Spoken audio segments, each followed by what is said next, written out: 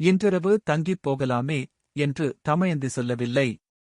ஆனால் அவளது பார்வையின் பொருள் நலனுக்கு அவ்வாறு இருந்ததால் அவனும் மக்களுடன் தங்கலாமே என எண்ணி அவர்களிடம் ஒப்புதல் அளித்தான். நளனின் பின்னாலேயே வந்த ஒற்றர்கள் மக்களும் நளனும் இவ்வாறு பேசுவதைக் கேட்டு உடனடியாக புட்கரனுக்கு தகவல் தெரிவித்தனர்.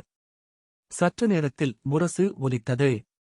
நிடத நாட்டு மக்களே, நளன் இந்த நாட்டின் ஆட்சி உரிமையை இழந்துவிட்டார்.